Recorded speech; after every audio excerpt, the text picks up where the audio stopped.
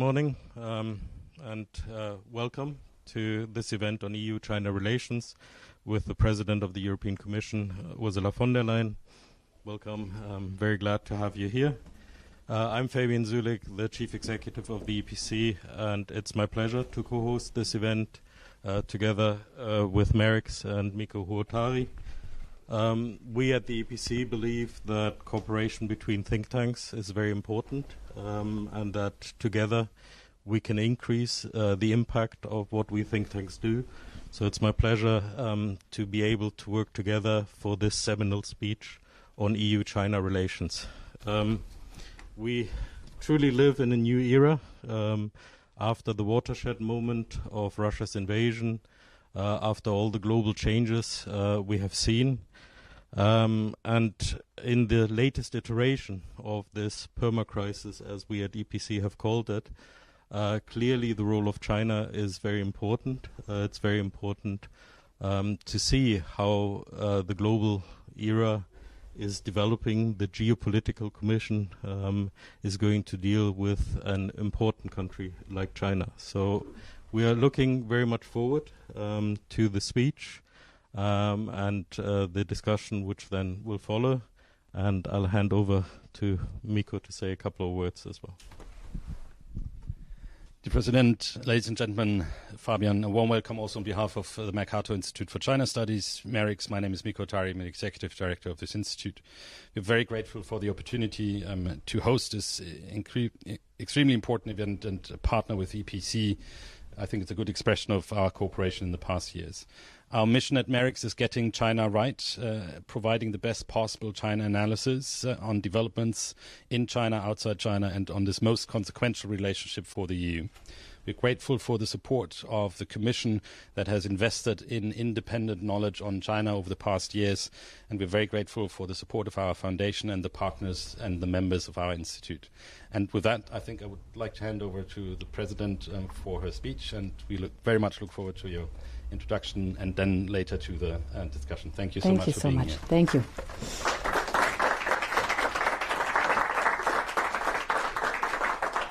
Thank you very much, ladies and gentlemen.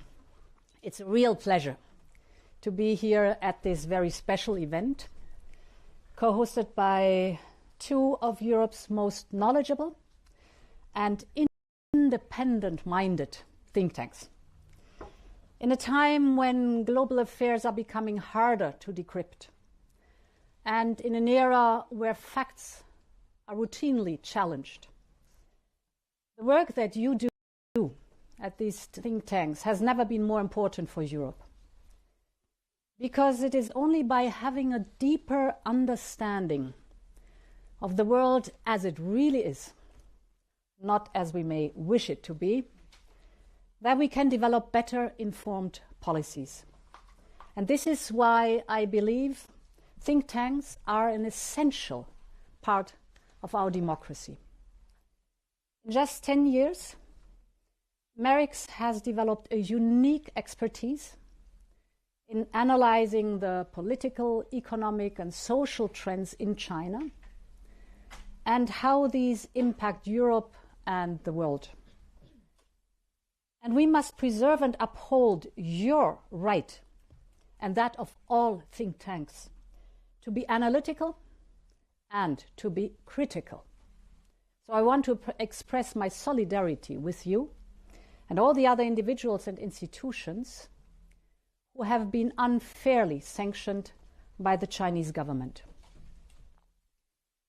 I would also like to congratulate the European Policy Center on its recent 25th anniversary. From the outset, you have been a truly European voice in the world of policy and academia. This spirit is very much in the image of one of your founders and one of Europe's most unheralded fathers, Max Kronstamm. Max Kronstamm lived through personal trauma and tragedy during World War II. And this experience inspired him to dedicate his life to building a united Europe. One question always guided his work: and I quote, "Do we believe that states are forever condemned to remain, never to trust another state? Or do we believe in the possibility of change, of gradually changing men's minds and their behavior?" End of quote. This commitment to creating a better understanding between people lives on through Europe's think tank community.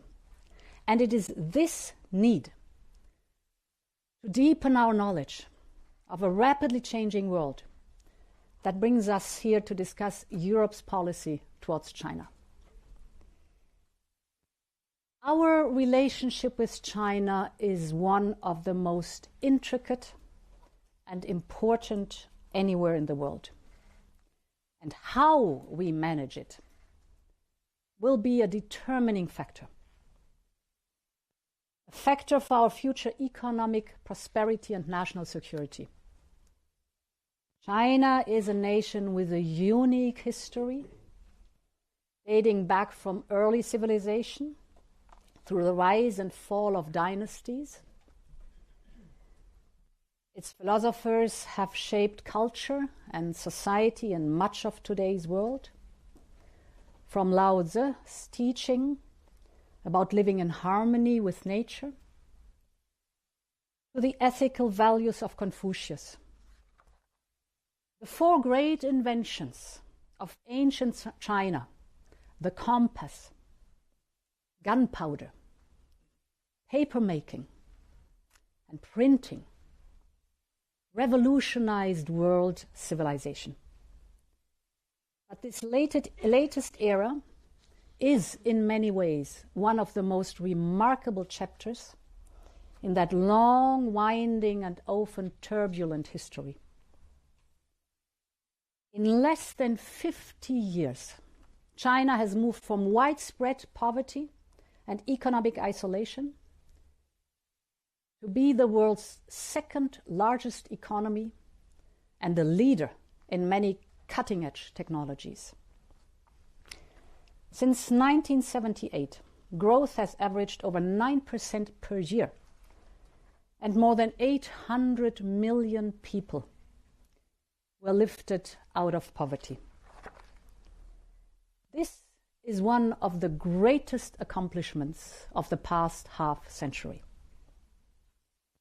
China's reach stretches across all continents and global institutions, and its ambitions are far greater still.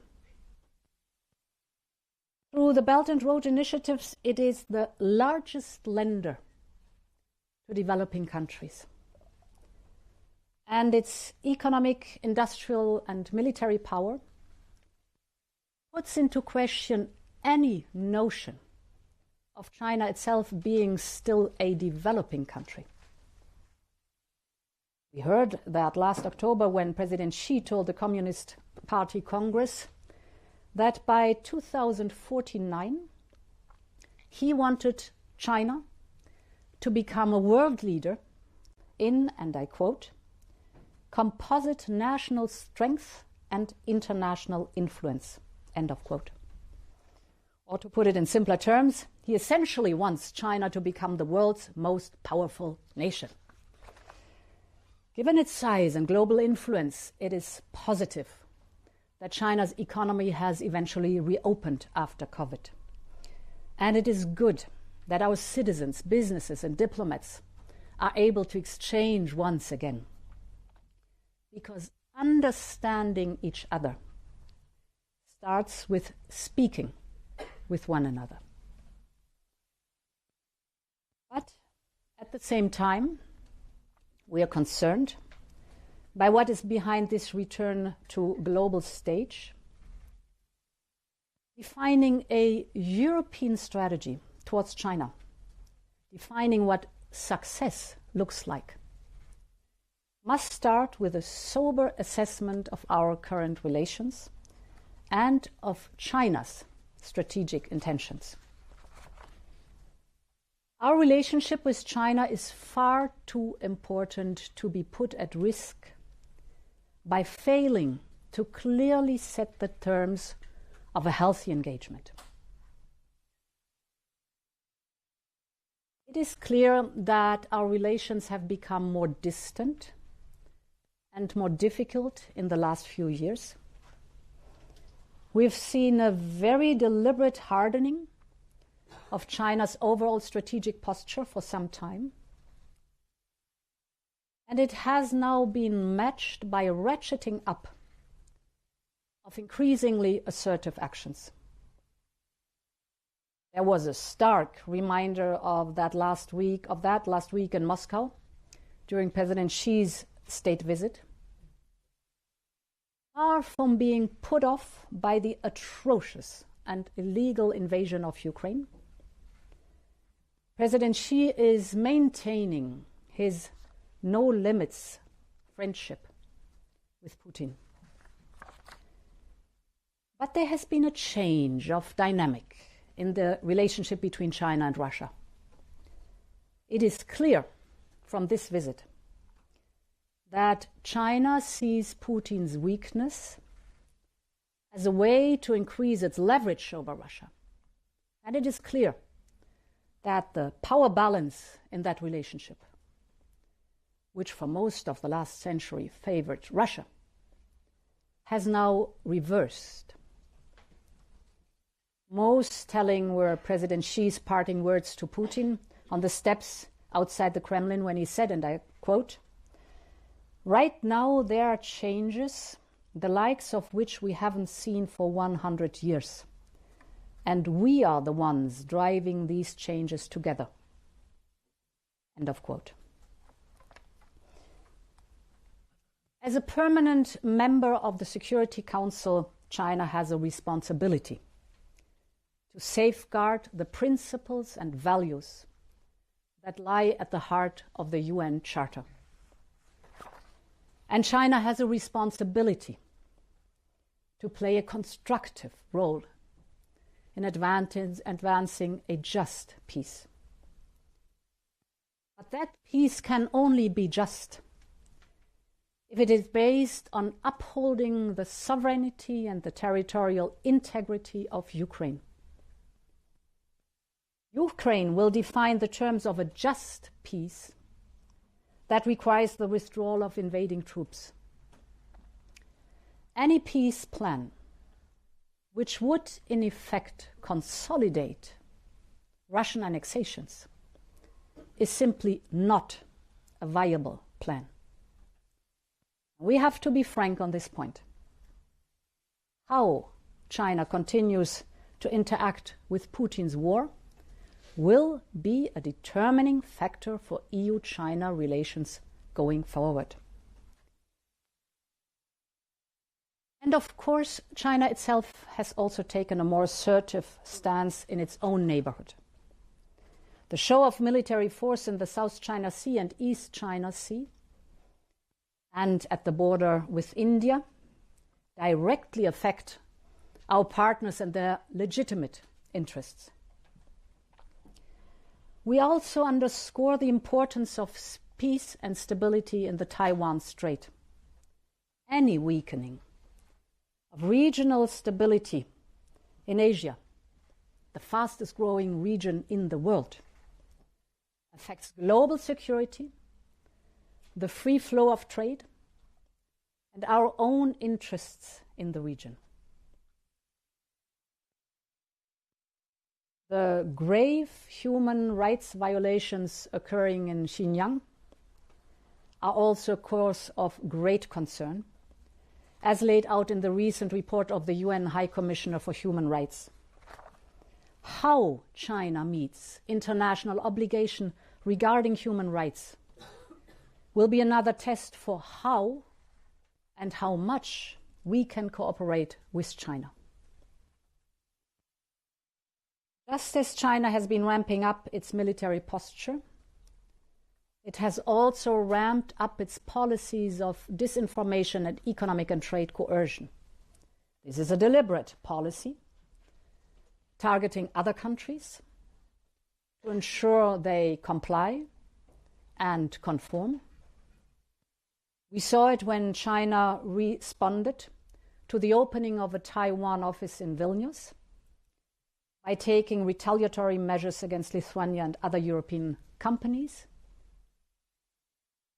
We have seen it with popular boycotts against clothing brands, or speaking out on human rights, or with sanctions against members of the European Parliament, officials and academic institutions for their take on China's actions. We've seen that member states increasingly have to deal with Chinese activities in their societies, which are not tolerable. And we have seen it in the region, for example, when China severely restricted Australian exports of barley and wine because of its government's questions on the origin of COVID. This is all part of a deliberate use of dependencies and economic leverage to ensure that China gets what it wants from smaller countries. Ladies and gentlemen, these escalatory actions point to a China that is becoming more repressive at home and more assertive abroad. There are three broad conclusions we can draw on how China is changing, which in turn must shape how our policies will need to change too.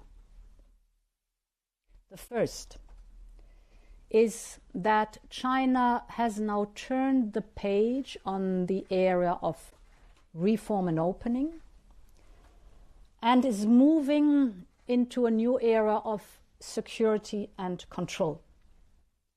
We saw this earlier this month when President Xi repeated his pledge to make the Chinese military, and I quote, "a great wall of steel that effectively safeguards national sovereignty, security, and development interests," end of quote.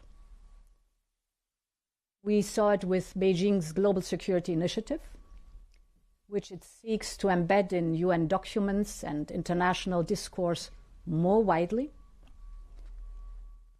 We can expect to see a greater focus on security, whether military, tech, or economic. All companies in China, for example, are already obliged by law to assist state intelligence gathering operations and to keep it secret. We can also expect even stricter economic control measures as part of a strengthening of the Chinese Communist Party's steering of the economy through its institutions and leaders. And we can expect to see a clear path and push to make China less dependent on the world and the world more dependent on China. Or as President Xi put it bluntly a few years ago, and I quote, "China must tighten international production chains' dependence on China to form a powerful countermeasure and deterrent capability," end of quote. This is especially true when it comes to critical raw materials like lithium or cobalt, for sectors like high-speed rail and renewable energy technology, or for emerging tech that is central to future economic and national security, like quantum computing or robotics and artificial intelligence. The second conclusion we can draw flows from this, and that is that the imperative for security and control now trumps the logic of free markets and open trade. In his report to the recent Party Congress, President Xi told the Chinese people to prepare for struggle. And it is no coincidence that he used in his opening speech the words dozen and fendo repeatedly, which both can be translated as struggle. This is indicative of a worldview shaped by a sense of mission for the Chinese nation, which brings me to the third conclusion. And that is that the Chinese Communist Party's clear goal is a systemic change of the international order with China at its center. We have seen it with China's positions in multilateral bodies, which show its determination to promote an alternative vision of the world order. One where individual rights are subordinated to national security, where security and economy take prominence over political and civil rights. We've seen it with the Belt and Road Initiative, new international banks or other China-led institutions set up to rival the current international system. We've seen it with China's set of global initiatives and by how it positions itself as a power and peace broker, for instance, through the recent Saudi Arabia and Iran agreement.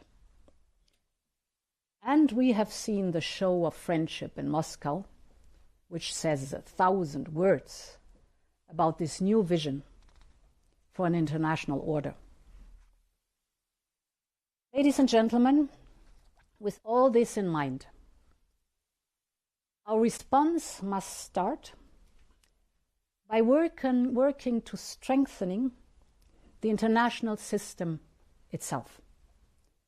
We want to work with our partners on global issues like trade, finance, climate, sustainable development, or health. For that, we need to reinforce the institutions and systems in which countries can compete and cooperate and from which they benefit. This is why it is vitally important that we ensure diplomatic stability and open communication with China. I believe it is neither viable nor in Europe's interest to decouple from China. Our relations are not black or white, and our response cannot be either. And this is why we need to focus on de-risk, not decouple. And this is part of the reason why I will soon be visiting Beijing together with President Macron.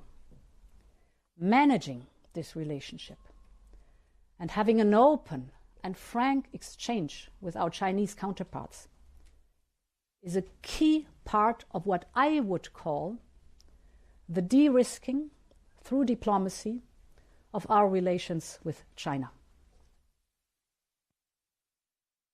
We will never be shy in raising the deeply concerning issues I've already set out. But I believe we must leave space for discussion on a more ambitious partnership and on how we can make competition fairer and more disciplined. And more broadly, we need to think about how we can work together productively, the global system in the future, and on which challenges. There are some islands of opportunity that we can build on. Take climate change and nature protection. I very much welcome the leading role China played in securing the historic Kunming-Montreal Global Biodiversity Agreement. And a few weeks ago, China was also an active player in the global deal to protect biodiversity in international waters. At a time of global conflict and tensions, these are notable diplomatic achievements, which China and the European Union worked on together. And we look forward to working together in the same spirit ahead of COP28 later this year.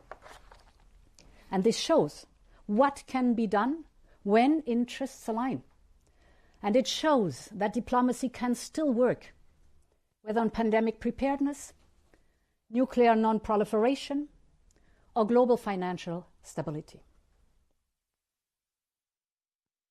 The point here is that we do not want to cut economic, societal, political, or scientific ties. China is a vital trading partner, accounting for 9% of our goods exports and more than 20% of our goods imports. While imbalances are growing, most of our trade in goods and services remains mutual beneficial and unrisky. But our relationship is unbalanced and increasingly affected by distortions created by China's state capitalist system. So we need to rebalance this relationship on the basis of transparency, predictability, and reciprocity. We have to ensure that our trade and investment relations promote prosperity in China and in the European Union. The Comprehensive Agreement on Investment, the so-called CAI, for which negotiations concluded in 2020, aimed at such rebalancing. But we have to recognize that the world and China have changed significantly in the last 3 years. And we need to reassess the CAI in light of our wider China strategy. And we know there are some areas where trade and investment poses risks to our economic and national security, particularly in the context of China's explicit fusion of its military and commercial sectors. This is true for certain sensitive technologies, dual-use goods, or even investment which comes with forced technology or knowledge transfers. This is why, after de-risking through diplomacy, the second strand of our future China strategy must be economic de-risking. The starting point for this is having a clear-eyed picture on what the risks are. That means recognizing how China's economic and security ambitions have shifted. But it also means taking a critical look at our own resilience and dependencies, in particular within our industrial and defense space. This can only be based on stress testing our relationship to see where the greatest threats lie concerning our resilience, long-term prosperity and security. And this will allow us to develop our economic de-risking strategy across 4 pillars. The first one is making our own economy and industry more competitive and resilient. This is particularly the case when it comes to health, digital, and the clean tech sector. If you look at the global market for net zero technologies, it is set to triple by 2030. Triple. Our ability to remain front runners in this sector will shape our economy for the decades to come. And this is why, you all know it, just last week we put forward the Net Zero Industry Act as a key part of our Green Deal industrial plan. The aim is to be able to produce at least 40% of the clean tech that we need for the green transition, such as solar, onshore and offshore wind, renewable energy in the broadest sense, batteries and storage, heat pumps and grid technologies. But to achieve this goal, we will also need more independence and diversity when it comes to the key inputs needed for our competitiveness. We know this is an era where we rely on one single supplier, China, for 98% of our rare earth supply, 93% of our magnesium, 97% of our lithium, just to name a few. We are deeply mindful of what happened with Japan's imports of rare earth from China a decade ago, when foreign policy tensions between the two in the East China Sea became acute.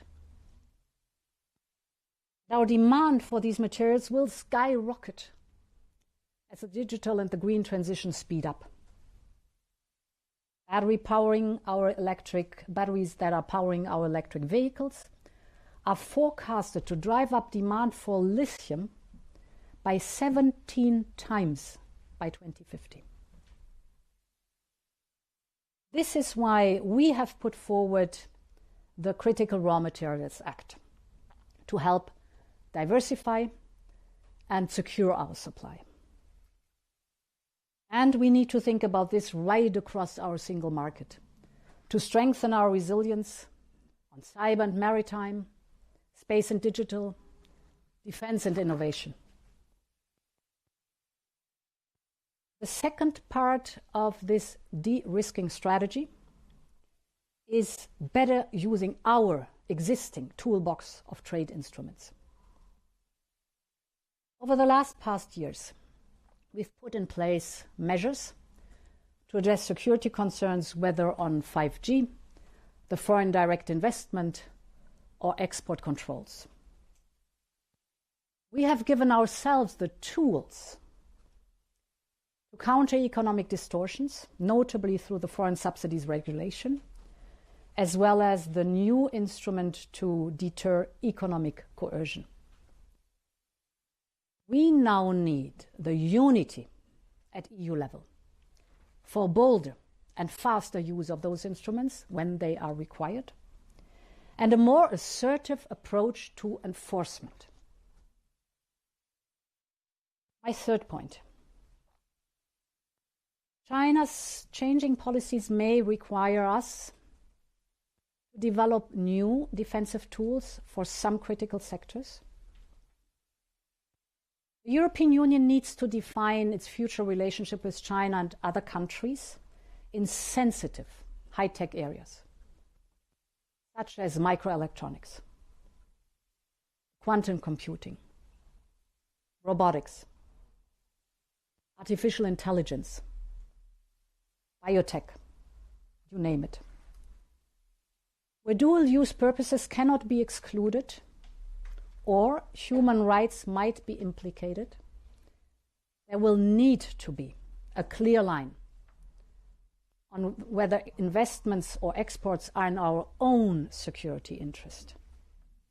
We need to ensure that our companies' capital, expertise, and knowledge are not used to enhance the military and intelligence capabilities of those who are also systemic rivals.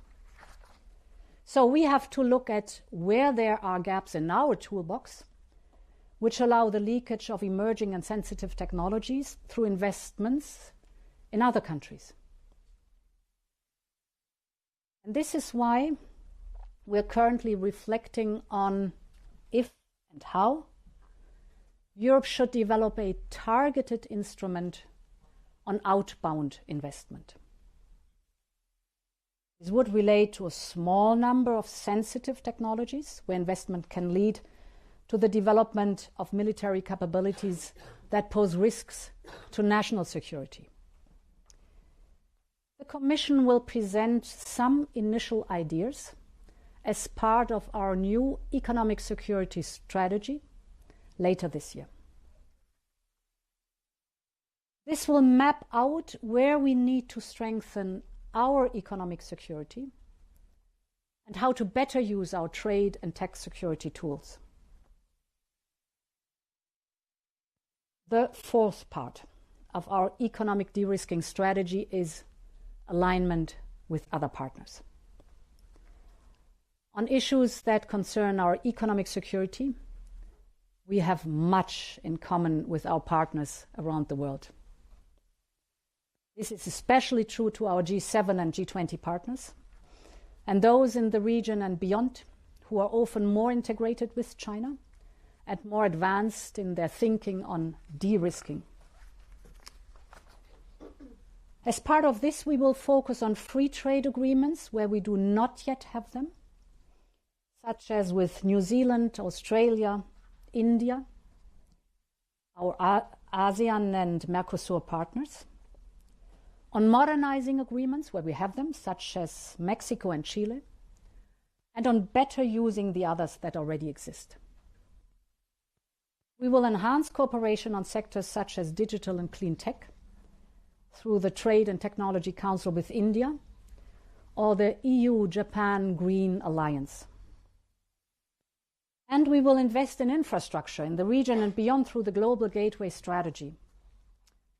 We are offering developing countries a genuine choice when it comes to infrastructure investment and finance. And all of this will help strengthen our supply chain resilience and diversify our trade, which must be a central element of our economic de-risking strategy. Ladies and gentlemen, we have in front of us a task to refocus on the most important issues. And it is a reflection of the need to adjust our strategy in line with the way the Chinese Communist Party seems to be changing. But if we are to manage this relationship, to prepare for the future, we must do it together. At this defining moment in global affairs, we need the collective will to respond together. A strong European-China policy relies on strong coordination between member states and EU institutions, and a willingness to avoid the divide and conquer tactics that we know we may face. But I also want to say that nothing is inevitable in geopolitics. China is fascinating and a complex mix of history, progress, and challenges. And it will define this century. But our story about how we relate to China is not yet fully written. And it need not be a defensive one. We must collectively show that our democratic system, our values, and our open economy can deliver on prosperity and security for people. And at the same time, we must always be ready to talk and work with those who see the world differently. Which brings me back to where I started, and Max Kornstam's line about working to gradually change minds and action. This is what you do every single day in your work, and this is what Europe will always believe in. Long live Europe, and many thanks for your attention. Thank you. Dankeschön.